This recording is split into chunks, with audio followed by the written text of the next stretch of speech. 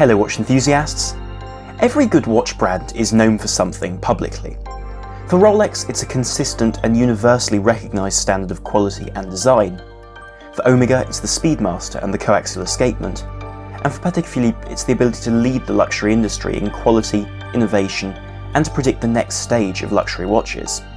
However, one brand seems modest beyond such designation. It's a brand which has produced the finest movements for Audemars Piguet, Patek Philippe and Vacheron Constantin, and which has quietly innovated in understated but absolutely necessary areas of watchmaking. This brand is Jaeger-LeCoultre, the watchmaker's watchmaker, and the creator of what is, in my estimation, the finest all-round watch ever made. Launched in 1992, the JLC Master Control was designed to be the watch to start a new era of Swiss watchmaking. It was neither the most complicated nor the most innovative Swiss watch, but was perhaps the most complete watch where style, quality and engineering were concerned. In short, it was designed to be the perfect all-rounder.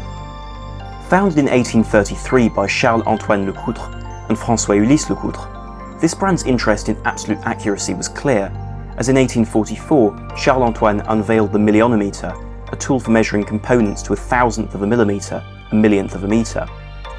By the end of the 19th century, Lecoutre was a serious player in the growing Swiss watch industry, an industry which was formerly regarded as inferior to English and French watchmaking.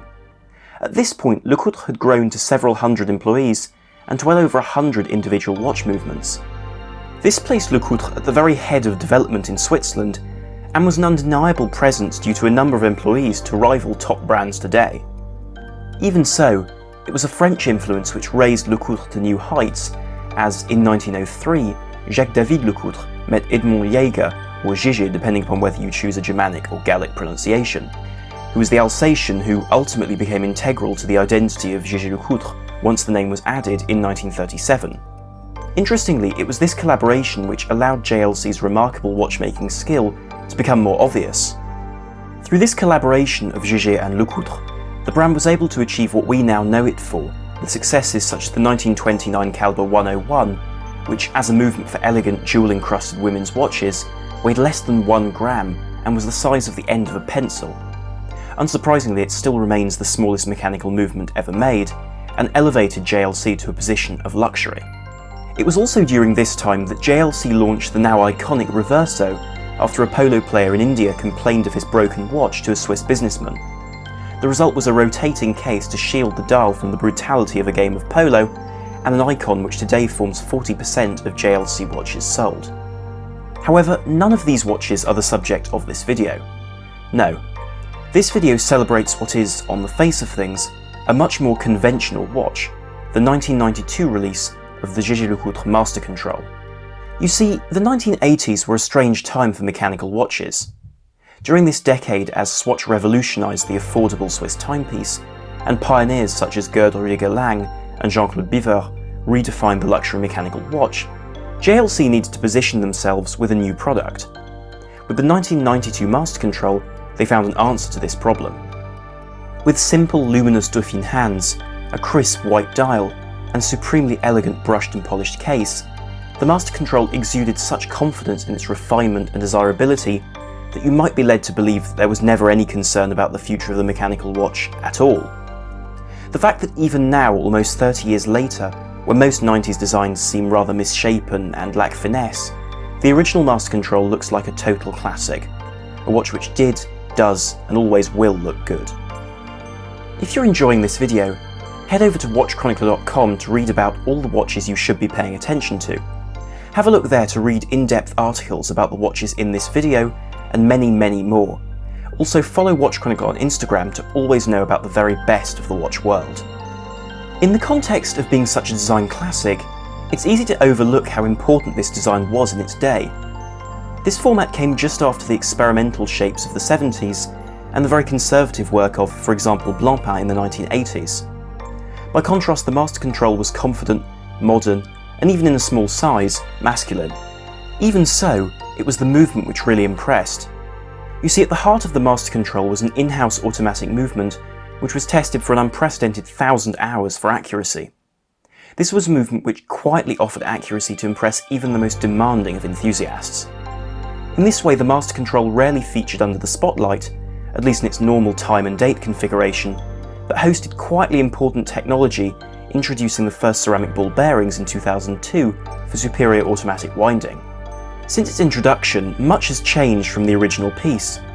The case has grown from 34mm to around 40mm for most modern variants, whilst offshoots such as the manually wound ultra-thin, World Timer Geographic and Memovox alarm versions have been added. And this rather neatly brings us to 2020. You see, the Master Control was often forgotten during this period due to being an eternal presence in the JLC collection, but not necessarily a watch to catch the eye of a prospective buyer. A masterful watch no doubt, but perhaps due to its understated demeanour, never one to feature in a trend. Yet in 2017, JLC celebrated the 25th anniversary of this perfect man's watch with the Sector Dial collection. Costing considerably less than the standard Master Control, but featuring an air of Patek Philippe in their way of appealing to a powerful fan base, which nobody would have predicted, these Sector Dial models became an immediate hit. Hinting at vintage style with skeletonized syringe hands and a beautiful blue and black Sector Dial, these watches oozed charisma and brought an awful lot of people into the JLC fold. I first took a look at one in Lucerne in Switzerland, and having just handled a stunning Patek Philippe Calatrava reference 5196, a watch costing in excess of 3 times the price, the feel, the looks and the quality were astounding. However, JLC clearly saw that this wasn't really the true face of the Master Control. So in 2020, they've returned the collection to the style of 1992, and as such have perhaps made the perfect gentleman's watch. Housed in 40mm cases, these watches revive the original design cues, such as the subtle silver dial and applied logo, as well as the elegant blue details. The Memovox is an especially stunning option, with a subtle alarm disc in the centre of the dial. Even for entirely new complications, you get the sense that this watch was always meant to look this way, with for instance the pulsation bezel on the chronograph calendar. Technically, these watches also usher in a new generation of JLC movements, the task which this collection had always been made to perform. Whilst all based on older JLC calibers, with the exception of the new Memovox, these watches have received increased 70-hour power reserves and silicon escapements within the movements, which all have the tradition and elegance of the top dogs of high horology. Of course, the Master Control is no cheap watch, whether you look at the base date model or any of the more complicated variants. However, it represents the ultimate characteristics of a gentleman: bold yet elegant, quietly understated yet undeniably influential, and also appropriate for every situation. This is why I don't believe that the Master Control really competes with watches at its price range, because frankly the Master Control is completely timeless and, in its most recent form, perhaps one of the best watches ever made by JLC. But what do you think? Thank you very much for watching, and if you enjoyed this video, remember to like, share and subscribe. It really helps. This is Armon from WatchChronicle.com. Out.